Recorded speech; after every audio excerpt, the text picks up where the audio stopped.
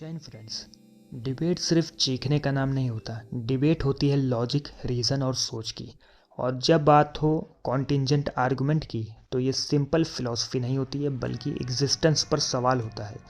आज हम समझेंगे कॉन्टिंजेंट आर्गुमेंट क्या होता है और कैसे ये कॉन्सेप्ट एक फेमस डिबेट में सामने आया, जब जावेद अख्तर और मुफ्ती नदवी के बीच लॉजिकल टकराव हुआ। सबसे पहले सिंपल लैंग्वेज में समझेंगे, इस दुनिया में चीज़ें दो टाइप की होती हैं। कॉन्टिंजेंट चीज़ें मतलब कि जो हो भी सकती है और नहीं भी हो सकती है, जिनका होना किसी और वजह पर डिपेंड करता है। जैसे कि आपका जन्म, आपकी जॉब, आपका फ़ोन, ये दुनिया, ये यूनिवर्स। अगर तुम्हारे पेरेंट्स मिलते नहीं, तुम पैदा ही नहीं होते। इसका मतलब तुम कॉन्टिंजेंट हो।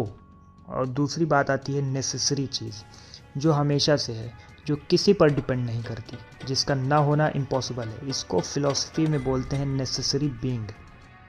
लॉजिक ये कहता है, अगर सब कुछ कॉन्टिंजेंट है तो हर चीज़ को किसी कॉज की ज़रूरत होगी।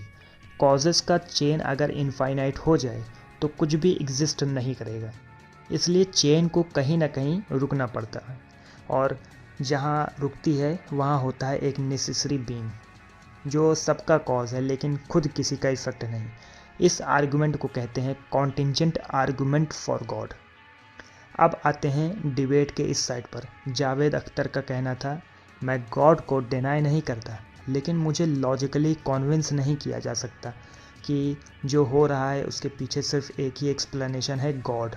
उनका पॉइंट था, यूनिवर्स कॉम्प्लेक्स है, साइंस बहुत कुछ एक्सप्लेन कर चुकी है, गॉड ऑफ गैप्स अप्रोच गलत है। यानी जहाँ साइंस फेल हो जाए वहाँ गॉड बोल देना। जावेद अख्तर लॉजिकली स्पेक्टिसिज्म को रिप्रेजेंट करते हैं। यानी यहीं से मुफ्ती नदवी कॉन्टिंजेंट आर्गुमेंट लाते हैं।